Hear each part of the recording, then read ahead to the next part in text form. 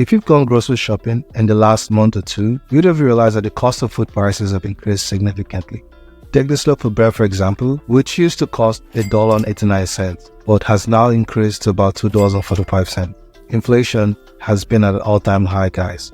In the UK, industry experts have warned that the cost of food could rise by up to 15% this year. And in Canada, the Global Mail reported that inflation rose 6.7% from the prior year in March, a full percentage point higher than February's 5.7% pace, and well above analyst forecasts of 6.1%. So what is inflation? Let's consider this example. 22 years ago, in year 2000, the average cost of coffee was just $1. So if you had $10, you could actually purchase 10 cups of coffee. Well, today, in 2022, an average cost of coffee costs about $2.50. And that same $10 would only be able to buy you 4 cups of coffee instead of 10. That, my friends, is called inflation. Now, inflation refers to the overall increase in the cost of goods and services, while the purchasing power or value of your money reduces. If you've also followed the media closely for the past 3 months, you would have probably heard that the ongoing Russia-Ukraine conflict is arguably one of the primary reasons for such economic impact.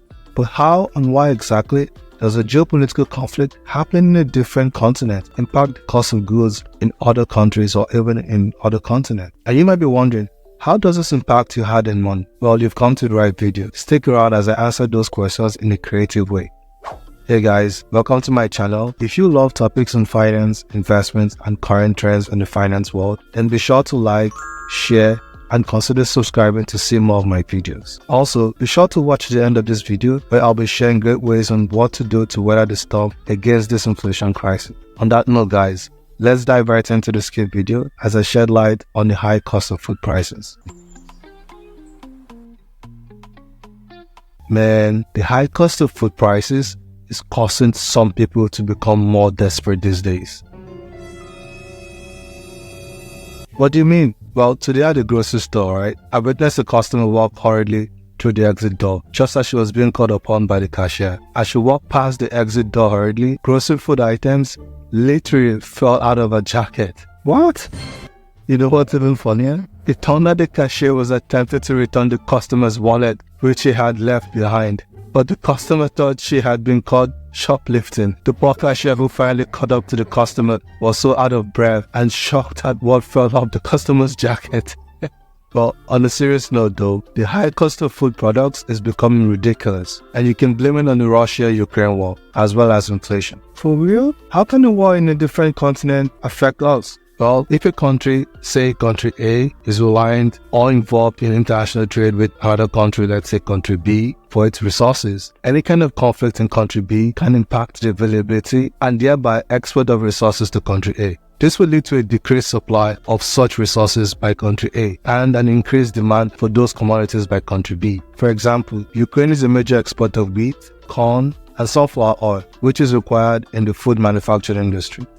So when Russia invaded Ukraine in February, there was a reduction in food exports by both Russia and Ukraine to countries who rely on them for such commodities. The reduction in food exports caused an increase in the price of these commodities due to its limited availability, whereas the global supply chain of such commodities has become negatively impacted. Whoa! So that's how the conflict has snowballed into this. Yes, Russia and Ukraine are two of the most important agricultural commodities in the world. The war has closed Ukraine's ports, and Russia has difficulty exporting because of the financial sanctions imposed on it by the United States and its allies. You know, Nick, the situation with grocery price isn't just about inflation. There's a big picture here. Have you been following the ongoing crisis in Ukraine? Yeah, I've heard bits and pieces. It's still a major concern, isn't it? Absolutely. Just recently, Ukraine made a symbolic shift by moving their Christmas celebration to align more with Western traditions. It's a strong statement amidst the ongoing conflict. I see. But how does that relate to our grocery bills? Well, despite Ukraine's effort in the war, the ongoing situation hasn't changed much.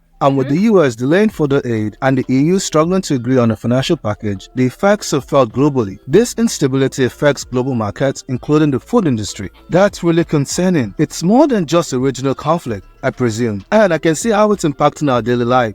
Exactly. You see, Ukraine and Russia are significant exporters of agricultural products. The war has disrupted these supplies, contributing to the rise in foodstuff prices that we're currently experiencing. I hadn't realized the extent of it. It's more important than ever to be smart about our spending, right? Right. And that's why we need to adapt our strategies, buy from discount retailers, prioritizing needs over wants, and even considering investments that can help us navigate these challenging times. Basically, the disruption in Russian and Ukrainian supplies is exacerbating the rise in foodstuff prices, which has been rising since the second half of 2020, as measured by the FAO's Food Price Index. Wheat is a significant staple in most countries, and there are 11 countries that import 70% of their wheat from Russia and Ukraine, with 30 countries importing 30% or more. Oh man, I didn't know that the war so far away in another continent could negatively impact my life. But is there anything that the government can do to alleviate the high cost of food? Well, given the impact that the Russia-Ukraine war is already having on global food prices, countries that largely rely on Russia and Ukraine products will need to find alternative sources for their food and other needs. But what does that mean for my money? So the very best way to beat inflation is to invest your money to benefit from capital appreciation and engage in better money management habits, such as prioritizing your needs over your wants to help hedge against inflation. It's important to be money smart. Thanks for sharing this information with me. I'll start managing my money and invest. Bye everybody. I'll talk to you later. Hi guys, thanks for watching my video. By now you would have known that inflation reduces the purchasing power of your money. So there are 3 strategies we can all apply to help cushion the effects of inflation and rising food prices. The first strategy is to buy groceries from discount retailers and grocery stores for deals on groceries to save money. In the US, according to the US Grocery Retailers Preference Index (RPI) survey, it was found that Aldi was the top grocery store with the lowest price, while in Canada, Freshco, Food Basics, and Walmart were the top grocery stores with low prices. The second strategy is to only buy what you need and can afford. Make sure you identify your wants from your needs and budget your money to avoid spending on unnecessary items. And finally, the third and arguably the most important strategy is to invest your money by buying into dividend stocks and ETFs to help you earn more passive dividend income. Thereby, you benefit from capital appreciation. Now, it's important to do your due diligence before investing into the stock market and only invest in stocks that have historically proven to perform consistently over time. It's also best to hold on to your investments for at least 5 years. Thereby, you can still earn dividends while maximizing on the growth and the value of your stocks. As always guys, I'm going to be leaving you with 2 quotes from Warren Buffett, who is also called the Oracle of Omaha, because the investment community where he lives in Omaha follow closely his investment picks and comments about the stock market. He said, the most important investment you can make is in yourself. And he also said, risk comes from not knowing what you're doing. Okay guys, I'd love to hear your thoughts. What strategies do you do to help weather against inflation? Leave your comments in the description box. Be sure to click the like button if you love this kind of content. Until next time guys, bye.